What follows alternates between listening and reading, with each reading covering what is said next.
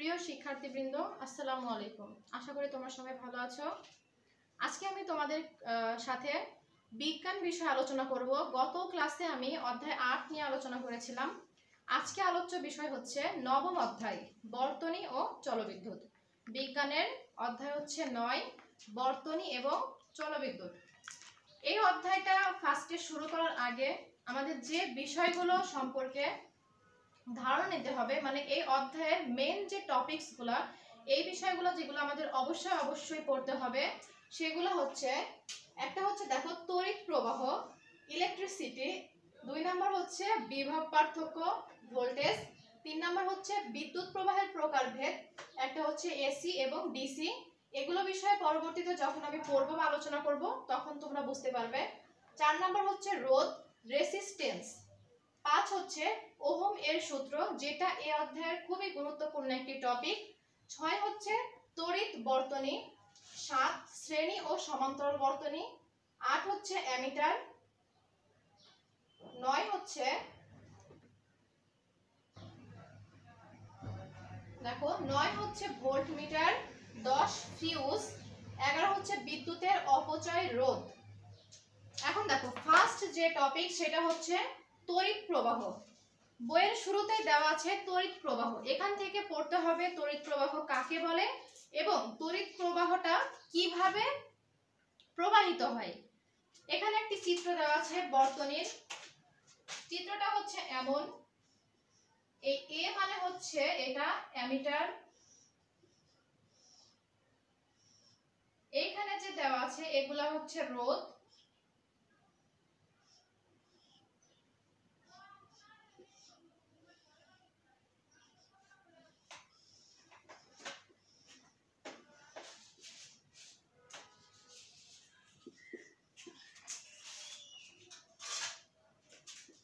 দেখো শিক্ষার্থীরা তোমরা এই চিত্রর দিকে একটু খেয়াল করো। তড়িৎ প্রবাহের ভিতরে একটা চিত্র দেওয়া আছে। এই এ চিহ্নিত অংশটি হচ্ছে অ্যামিটার। এই যে আমি অ্যামিটারের কথা বলেছিলাম, এখানে এটা হচ্ছে অ্যামিটার। এই বিদ্যুৎ প্রবাহ প্লাস মানে হচ্ছে পজিটিভ থেকে অ্যামিটারের মধ্য দিয়ে নেগেটিভে রূপান্তরিত হয়, মানে ধনাত্মক ইলেকট্রন থেকে ঋণাত্মক ইলেকট্রনে প্রবাহিত হওয়ার মাধ্যমে এখানে এসে আবার নেগেটিভ হয়ে রোধের ভিতরে ঢুকে আবার পজিটিভ হয়ে পূর্বের অবস্থায় কি অ্যামিটারেই ফিরে যায়। তড়িৎ প্রবাহ কাকে বলে দেখো। তড়িৎ প্রবাহ আমি একটু পড়ছি। দুটি ভিন্ন বিভবের ধাতব বস্তুকে যখন পরিবাহী তার দ্বারা যুক্ত করা হয় তখন তারের মধ্য দিয়ে বিদ্যুৎ প্রবাহিত হয়। দুটি ভিন্ন বিভবের ধাতব বস্তু, ভিন্ন বিভব মানে হচ্ছে একটা প্লাস একটা হচ্ছে মাইনাস, তার দ্বারা যুক্ত করা হয়। এই যে তার দ্বারা যখন যুক্ত করা হবে তখন তারের মধ্য দিয়ে বিদ্যুৎ প্রবাহিত হয়। আধুনিক ইলেকট্রন তত্ত্ব থেকে আমরা জানি প্রত্যেক ধাতব পদার্থে কিছু মুক্ত ইলেকট্রন থাকে। আমি যখন এই চ্যাপ্টারটা পড়ছি তখন সবাই তোমরা আমার সাথে বই নিয়ে আমি যে লাইনগুলো পড়বো আমার সাথে সাথে সেই লাইনগুলো ফলো করবে। দেখো আধুনিক ইলেকট্রন তত্ত্ব থেকে আমরা জানি প্রত্যেক ধাতব পদার্থে কিছু মুক্ত ইলেকট্রন থাকে। মুক্ত মানে হচ্ছে একদম মুক্ত, তাদের কোনো আটকানোর কেউ থাকে না। তারপর হচ্ছে এই পদার্থের মধ্যে যারা এই পদার্থের মধ্যে মুক্তভাবে কি করে ঘুরে বেড়াতে পারে। যখন দুটি ভিন্ন বিভবের ধাতব বস্তুকে তার দ্বারা সংযুক্ত করা হয় তখন নিম্ন বিভব সম্পন্ন ধাতব বস্তু থেকে ঋণাত্মক আধানযুক্ত ইলেকট্রন উচ্চ বিভব সম্পন্ন ধাতব বস্তুর দিকে প্রবাহিত হয়। ঋণাত্মক আধান কি হয় উচ্চ বিভবের দিকে প্রবাহিত, মাইনাস থেকে প্রবাহিত হয়ে পজিটিভ দিকে যায়। তাহলে দেখো এইখানে যে লাস্টে একদম শেষের প্যারায় শেষের যে দুইটা লাইন মূলত থেকে শুরু করে দেয়া আছে, এখানে কোনো পরিবাহীর যে কোনো প্রস্থচ্ছেদের মধ্য দিয়ে একক সময়ে যে পরিমাণ আধান প্রবাহিত হয় তাই হলো তড়িৎ প্রবাহ। এই নিচে তড়িৎ প্রবাহের সংজ্ঞাটা দেওয়া আছে, তোমরা ভালো করে দেখে এই লাইনটা আন্ডারলাইন করে রাখবে যে কোনো পরিবাহীর যে কোনো প্রস্থচ্ছেদের মধ্য দিয়ে একক সময়ে, সময়টা কি হবে একক সময় মানে 1 সেকেন্ডে, একক সময়ে যে পরিমাণ আধান মানে হচ্ছে বিদ্যুৎ পরিবাহিত হয় তাই হলো তড়িৎ প্রবাহ। প্রচলিত তড়িৎ প্রবাহের দিক ইলেকট্রন প্রবাহের দিক। প্রচলিত তড়িৎ প্রবাহের দিক হবে কি ইলেকট্রন প্রবাহের দিক।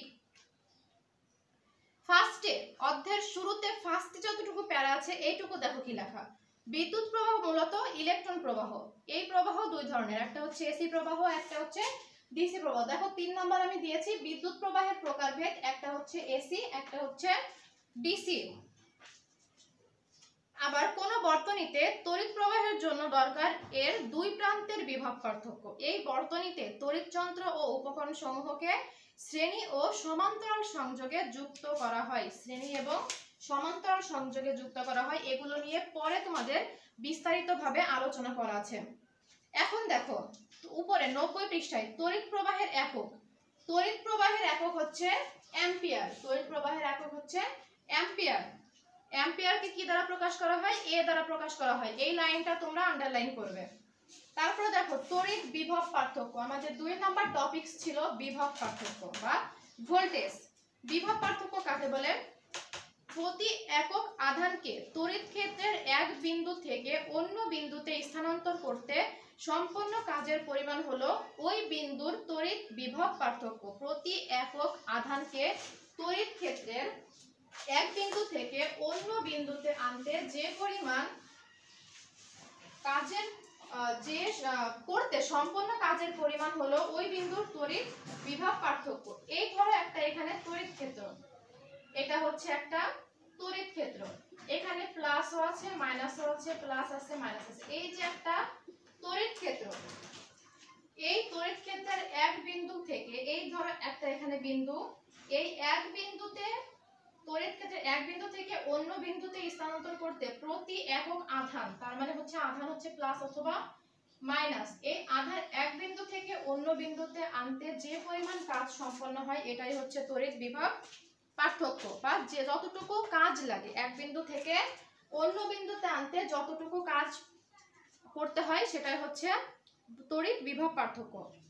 দুটি বিন্দুর মধ্যে বিভব পার্থক্য না থাকলে তড়িৎ প্রবাহিত হবে না। দুটি বিন্দুর মধ্যে বিভব পার্থক্য না থাকলে তড়িৎ প্রবাহিত হবে না। দেখো এখানে আমি শুধু এই মেন টপিকসগুলো কিভাবে পড়তে হবে এগুলো বলে দিব, আর বাকি রিডিংগুলো তোমরা বাসায় অবশ্যই ভালোভাবে পড়বে। আমি শুধু মেন টপিকসগুলো নিয়ে একটু আলোচনা করব। তড়িৎ প্রবাহের প্রকারভেদ। তড়িৎ প্রবাহের প্রকারভেদ হচ্ছে দুই প্রকার। একটা হচ্ছে একমুখী প্রবাহ বা অপর্যাবৃত্ত প্রবাহ বা সমপ্রবাহ। এই যে এখানে অথবা দিয়ে লেখা আছে যে অপর্যায়বৃত্ত প্রবাহ বা সমপ্রবাহ বা একমুখী প্রবাহ, এগুলো তোমাদের আসতে পারে যে একমুখী প্রবাহকে আর কি বলা হয়। এখানে অপর্যাবৃত্ত প্রবাহ বলতে পারো, আবার সমপ্রবাহও বলতে পারো। আর খতে আছে পর্যায়বৃত্ত প্রবাহ বা পরিবর্তী প্রবাহ। পর্যায়বৃত্ত প্রবাহ বা পরিবর্তী প্রবাহ। এখন দেখো ক এবং খতে এই দুইটা প্রবাহের ব্যাখ্যা দেওয়া আছে।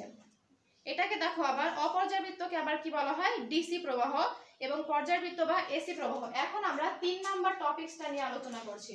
1 নম্বরে তড়িৎ প্রবাহ আলোচনা শেষ, বিভব পার্থক্য। এখন আমরা কি করব? বিদ্যুৎ প্রবাহের প্রকারভেদ, একটা হচ্ছে একমুখী, একটা হচ্ছে দ্বিমুখী। একমুখী প্রবাহটা কি? একমুখী প্রবাহ হচ্ছে বিদ্যুৎ শুধু একদিকেই প্রবাহিত হবে।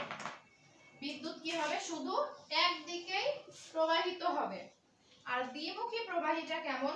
দ্বিমুখী প্রবাহীটা দুই দিকে প্রবাহিত হয়। দেখো যখন সময়ের সাথে সাধারণত তড়িৎ প্রবাহের দিকের কোনো পরিবর্তন না ঘটে, অর্থাৎ যে তড়িৎ প্রবাহ সব সময় একই দিকে প্রবাহিত হয় সেই প্রবাহকে কি বলে? অপর্যাবৃত্ত প্রবাহ হয়। তার মানে একক সময়ে, মানে সময়ের কি, সময়ের সাথে কোনো পার্থক্য নাই। এটা হবে ধরো এইদিকে যদি যায় তাহলে এটা হবে টি সময়,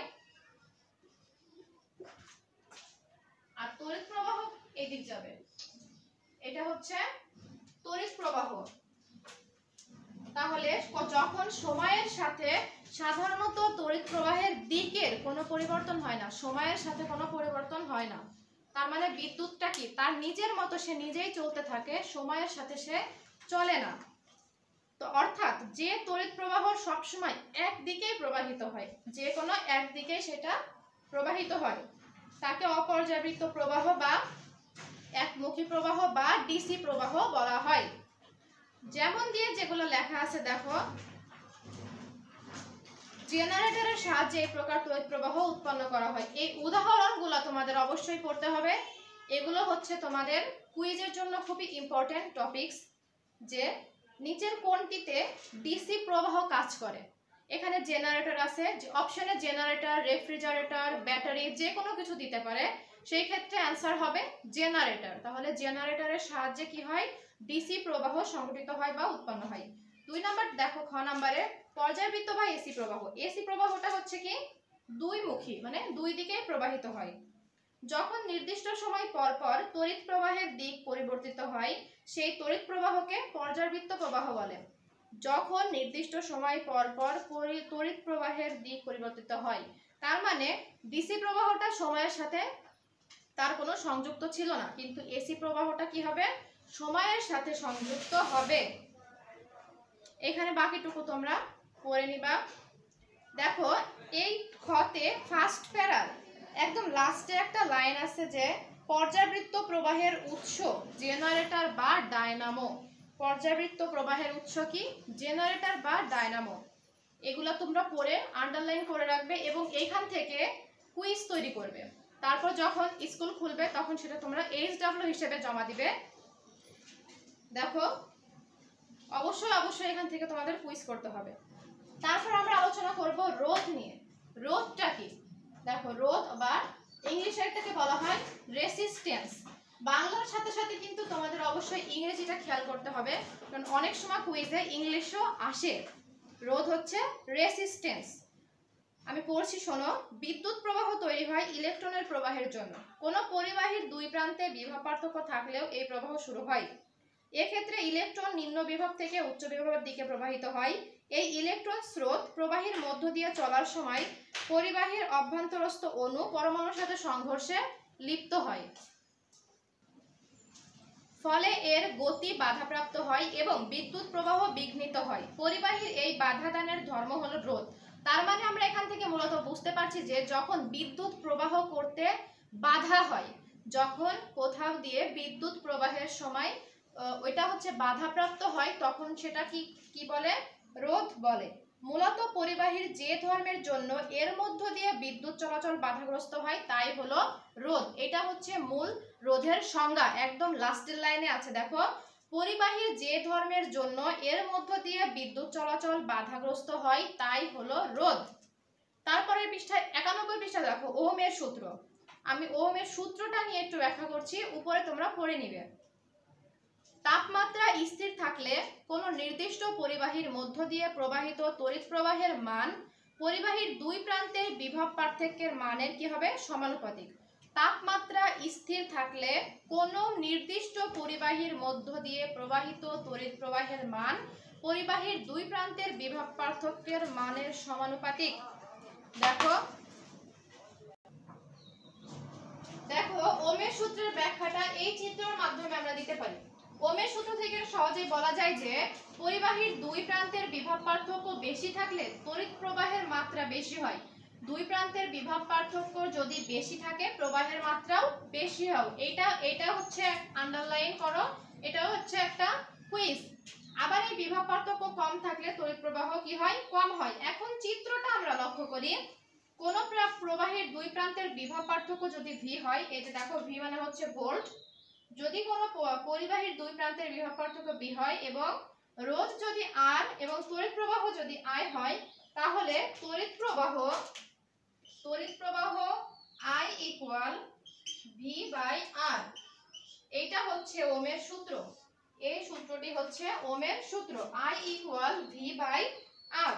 সুতরাং কোন নির্দিষ্ট পরিবাহীর মধ্য দিয়ে প্রবাহিত তড়িৎ প্রবাহ পরিবাহীর নিজস্ব রোধের ব্যস্তানুপাতিক। যখন কোনো রাশি ভগ্নাংশ আকারে বা ভাগ আকারে থাকে তাহলে সেটা হয় কি? ব্যস্তানুপাতিক। আর আমরা জানি যদি গুণ আকারে থাকে তাহলে সেটা থাকে সমানুপাতিক। তাহলে এখানে হবে দেখো আই সমানুপাতিক ভি এবং আই হচ্ছে এটা কি হবে? ব্যস্তানুপাতিক 1/r। দেখো চিহ্ন কিন্তু সমানুপাতিকের চিহ্ন, কিন্তু এটা হবে আই সমানুপাতিক ভি, তার মানে এটা গুণ আকারে আছে। আর আই ব্যস্তানুপাতিক 1/r মানে এটা হচ্ছে ব্যস্তানুপাতে আছে। এখন আমরা দেখব নিচে রোধের একক। রোধের এককটা তোমরা ভালোভাবে বাসায় পড়ে নিবে। এখন আমরা আলোচনা করব তড়িৎ বর্তনী। রোধ হলো ওহমের সূত্র। এখন আমরা আলোচনা করব তড়িৎ বর্তনী। তড়িৎ বর্তনীটা কি? তড়িৎ বর্তনী হচ্ছে দুই প্রকার, একটা হচ্ছে শ্রেণী সংযোগ আর একটা হচ্ছে সমান্তরাল। শ্রেণীটা কেমন থাকে দেখো, আমি এখানে তোমাদের একটু চিত্রের মাধ্যমে আলোচনা করি যে শ্রেণীটা হচ্ছে রোধগুলা এইভাবে প্রবাহিত হয় পাশাপাশি, আর এটা হচ্ছে শ্রেণী। আর সমান্তরালটা যেভাবে থাকে,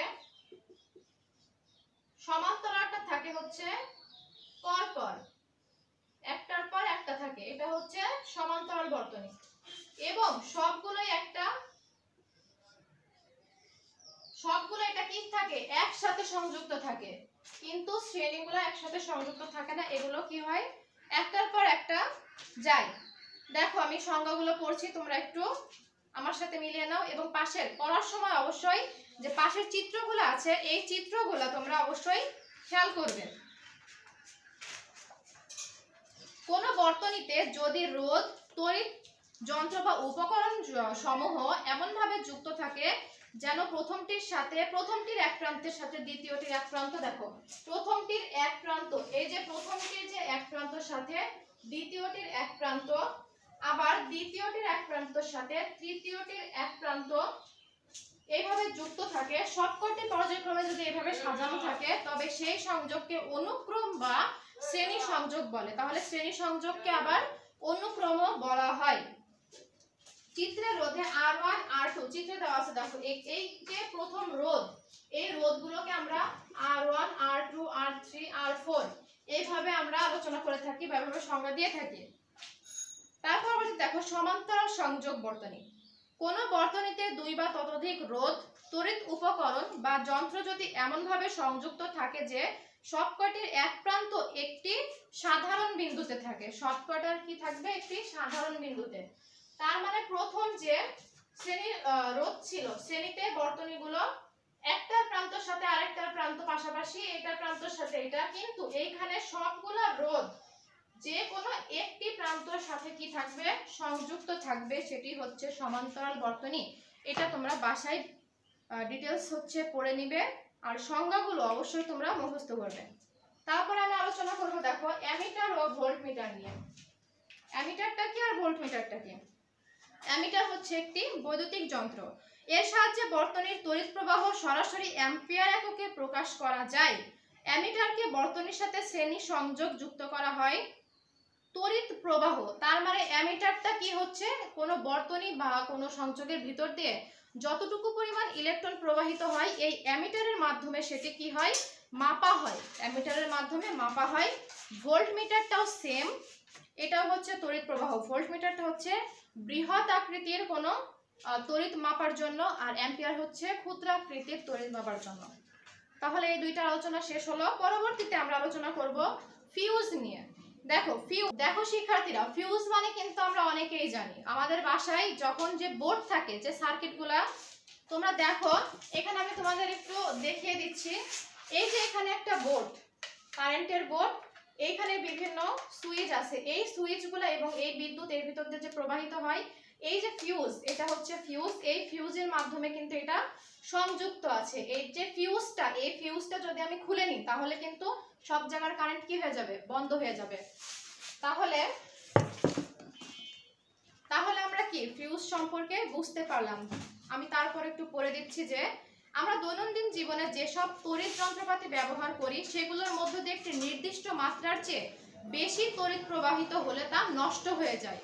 তড়িৎ বর্তনীতে কোনো কারণে অতিরিক্ত তড়িৎ প্রবাহিত হলে অনেক সময় তার থেকে বাড়িতে কি হয়, আগুন লেগে যায়। এই ধরনের বৈদ্যুতিক দুর্ঘটনা এড়ানোর জন্য বর্তনীতে এক ধরনের বিশেষ ব্যবস্থা নেওয়া হয়। এই বিশেষ ব্যবস্থা হলো ফিউজ তার ব্যবহার। ফিউজ সাধারণত টিন ও সীসার একটি সংকর ধাতুর তৈরি মোট ছোট সরু তার।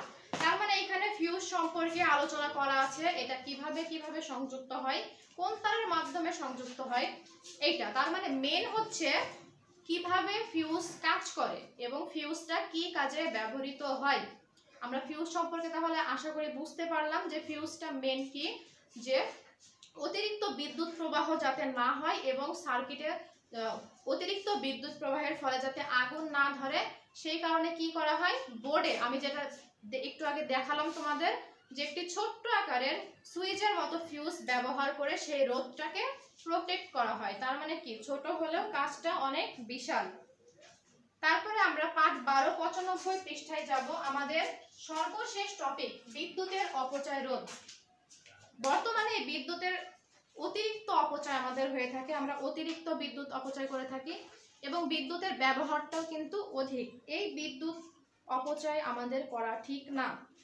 আমি একটু এটা পড়ে দিই, দেখো এই যে গোল গোল চিহ্ন দিয়ে এখানে মার্কিং করা টপিকস আমি এগুলো পড়ছি। বাসায় বা অফিসে প্রয়োজন ব্যতীত লাইট, ফ্যান বা অ্যাকুয়াকুয়াম বন্ধ রাখার ব্যাপারে সচেতন থাকা। তার মানে কি, বিদ্যুৎ অপচয় রোধে আমাদের কি কি করতে হবে সেইগুলা। রান্নার কাজে বিদ্যুতের ব্যবহার পরিহার করতে হবে। প্রেসার কুকারে রান্না করলে 25% বিদ্যুৎ সাশ্রয় হয়। সাধারণত বাল্বের পরিবর্তে ফ্লোরোসেন্স বা এনার্জি সেভিং বাল্ব ব্যবহার করতে হবে। তার মানে কি, আমরা বুঝতে পারছি এগুলো দেখে যে বর্তমানে কি হয়, সব ক্ষেত্রে শপিং মলে, অফিসে, বাসায় অতিরিক্ত বিদ্যুতের অপচয় হয় বা বিদ্যুৎ ব্যবহৃত হয়। প্রয়োজন অপ্রয়োজনে আমরা কি, প্রয়োজন অপ্রয়োজনে সব সময় বিদ্যুৎ জ্বালিয়ে রাখি, কিন্তু এটা আমাদের করা ঠিক না। এতে কি হবে, একসময় বিদ্যুতের ঘাটতি দেখা দিবে এবং এমন এক পর্যায়ে আসবে যখন আমরা বিদ্যুৎই পাবো না। যার কারণে এই অপচয়টা সব কিছুর মতো, গ্যাস, পানি, এগুলা যেমন অপচয় করা ঠিক, মানে অপচয় করতে হয় না, তেমন বিদ্যুৎটা অপচয় করা ঠিক না। তাহলে বিদ্যুতের অপচয়, বিদ্যুতের কার্যকর ব্যবহার ও অপচয় রোধে আমাদের অবশ্যই সচেতন থাকতে হবে। আজকে তোমাদের এই পর্যন্ত আলোচ্য বিষয় ছিল। আশা করি তোমরা এখান থেকে সবকিছুই মোটামুটি বুঝতে পারবে। বাসায় এই অধ্যায়টা ভালোভাবে আরো রিডিং করলে তোমরা আরো ডিটেলসে বুঝতে পারবে। আজকে তাহলে এই পর্যন্তই। সবাই ভালো থাকবে। আল্লাহ হাফেজ।